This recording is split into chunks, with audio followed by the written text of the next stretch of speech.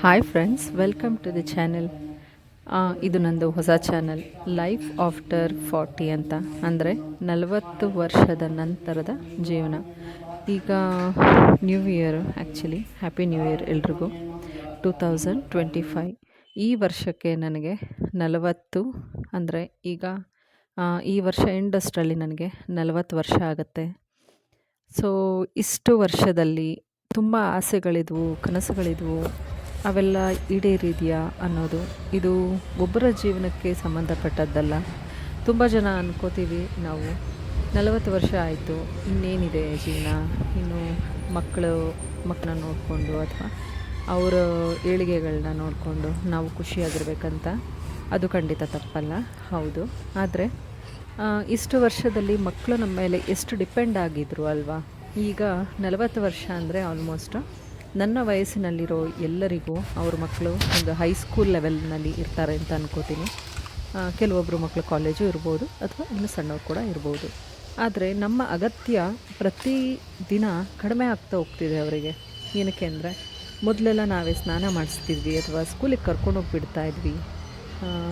ಮತ್ತು ಪ್ರತಿಯೊಂದು ಸಣ್ಣ ಪುಟ್ಟ ವಿಷಯಗಳಿಗೆ ಜಾಸ್ತಿ ಕೇಳ್ತಾಯಿದ್ರು, ಅಮ್ಮ ಅದು ಬೇಕು ಇದು ಬೇಕು ಅಂಥೇಳಿ. ಆದರೆ ಇವಾಗ ಸ್ವಲ್ಪ ಡಿಪೆಂಡೆನ್ಸಿ ಕಡಿಮೆ ಆಗ್ತಿದೆ. ಅದು ಖುಷಿ ಪಡೋ ವಿಚಾರನೇ. ಯಾಕೆ ಅಂತಂದರೆ, ಮಕ್ಕಳು ಯಾವಾಗಲೂ ಇಂಡಿಪೆಂಡೆಂಟಾಗಿ ಬೆಳಿಬೇಕು. ಆದರೆ ಇಷ್ಟು ವರ್ಷ ನಾವು ಮಕ್ಕಳಿಗೋಸ್ಕರನೋ ಅಥವಾ ಒಂದು ಫ್ಯಾಮಿಲಿಗೋಸ್ಕರನೋ ಇಷ್ಟು ವರ್ಷ ನಾವು ಸವಿಸಿದ್ವಿ ಅಲ್ವಾ, 40 ವರ್ಷ.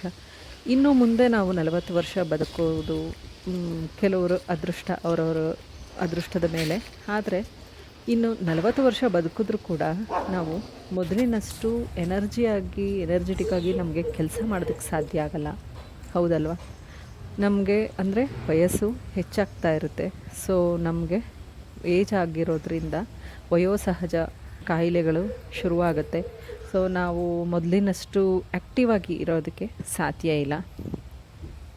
ನೋಡಿ, ನಾನು ಹೊಸ ವರ್ಷ ದಿವಸ ದೇವಸ್ಥಾನಕ್ಕೆ ಹೋಗಿದ್ದೆ.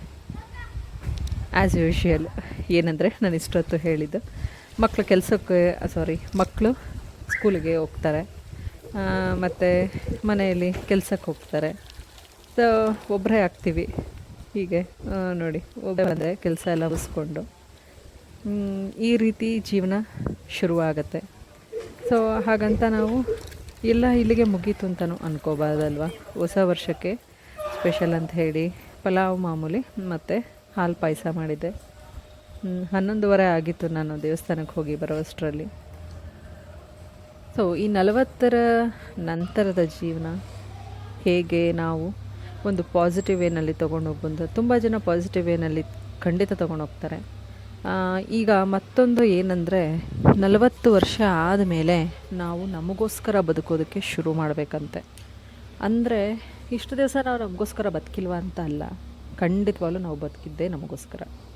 ನಾವು ಸುಮ್ಮನೆ ಅವ್ರಿಗೋಸ್ಕರ ಅದು ಮಾಡಿದ್ವಿ ಇದು ಮಾಡಿದ್ವಿ ಅಂತ ಹೇಳ್ಬೋದಷ್ಟೇ. ಯಾರು ನಮಗೆ ಹಿಂಗೆ ಮಾಡಿ ಅಂತ ಯಾರೂ ಹೇಳಿಲ್ಲ.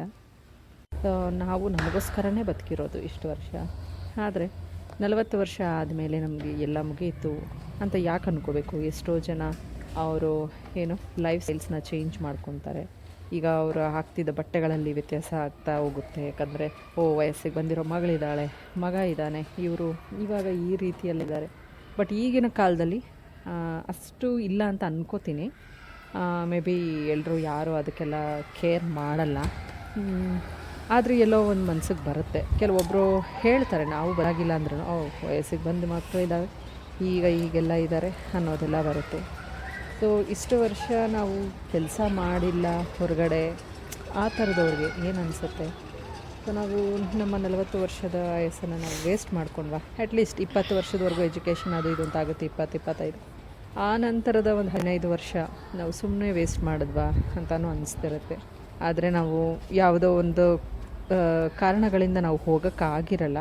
ಅದಕ್ಕೆ ಈ ಮುಂದಿನ ಜೀವನ ನನಗೆ ತುಂಬ ಮುಖ್ಯ ಅಂತ ಅನ್ನಿಸ್ತಾ ಇದೆ. ಇನ್ನೆಷ್ಟು ವರ್ಷಗಳ ಕಾಲ ಇರ್ತೀವಿ ನಾವೆಲ್ಲರೂ ಗೊತ್ತಿರಲ್ಲ ಯಾರಿಗೂ. ಆದ್ದರಿಂದ ನೋಡೋಣ ಹೇಗಿರುತ್ತೆ ಲೈಫ್ ಅಂತ ಹೇಳಿ. ಸೊ ನನ್ನ ಚಾನಲ್ನ ಪ್ಲೀಸ್ ಎಲ್ಲರೂ ಸಬ್ಸ್ಕ್ರೈಬ್ ಮಾಡಿ. ಇದು ನನ್ನದು ನ್ಯೂ ಚಾನಲ್, ಮತ್ತು ನನ್ನಿನ್ನು ಯಾರೂ ಸಬ್ಸ್ಕ್ರೈಬ್ ಆಗಿಲ್ಲ ನನಗೆ.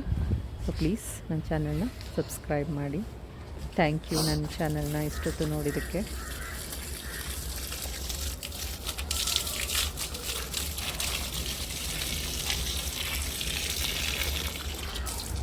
ಇಲ್ಲಿ ಮೇಲೆ ಸ್ವಲ್ಪ ನಾನು ಗಿಡಗಳನ್ನ ಇಟ್ಕೊಂಡಿದ್ದೆ, ಅದ್ರ ಕಡೆ ಸ್ವಲ್ಪ ಅಷ್ಟು ಗಮನ ಕೊಡೋಕ್ಕೆ ಬಂದಿಲ್ಲ. ಸ್ವಲ್ಪ ಏನಾದರೂ ಸ್ವಲ್ಪ ರೋಗ ಥರ ಆಗಿದೆ, ಅದಕ್ಕೆ ಏನಾದರೂ ಫರ್ಟಿಲೈಸರ್ ಅಥವಾ ಏನೋ ಔಷಧಿ ಏನಾದರೂ ತಂದು ಹಾಕಬೇಕು, ಅದಕ್ಕೆ ನೋಡೋಣ. ಸೊ ಇಲ್ಲೆಲ್ಲ ಸ್ವಲ್ಪ ಗಿಡಗಳು ಹಾಕಬೇಕು ಅಂತ ಅಂದ್ಕೋತಾ ಇದ್ದೀನಿ, ಯಾವಾಗ ಆಗುತ್ತೆ ಅಂತ ಗೊತ್ತಿಲ್ಲ. ಬರೀ ಮಲ್ಲಿಗೆ ಇದೆ, ಒಂದು ಮಂಗಳೂರು ಅದು ಉಡುಪಿ ಮಲ್ಲಿಗೆ ಅಂತಾರಲ್ಲ ಅದು ಒಂದು 2-3 ಏನೋ ಇದೆ, ಮತ್ತು ಒಂದು ಸೂಜಿ ಮಲ್ಲಿಗೆ ಮತ್ತು ಒಂದೆರಡು ದುಂಡು ಮಲ್ಲಿಗೆ ಕೂಡ ಇದೆ. ನಾನು ಹೊಸ ವರ್ಷಕ್ಕೆ ಅಂತ ಹೇಳಿ ಮೆಹಂದಿ ಕೂಡ ಹಾಕ್ಕೊಂಡಿದ್ದೆ. ನಾನು ಆಲ್ರೆಡಿ ಮೆಹಂದಿ ಹಾಕೋದು ಬಿಟ್ಟಿದ್ದೆ. ಆದರೆ ನನಗೆ ಮೆಹಂದಿ ಇಷ್ಟ, ಯಾಕೆ ಹಾಕ್ಕೋಬಾರ್ದು ಅಂತ ಅನ್ನಿಸ್ತಾಯಿತ್ತು.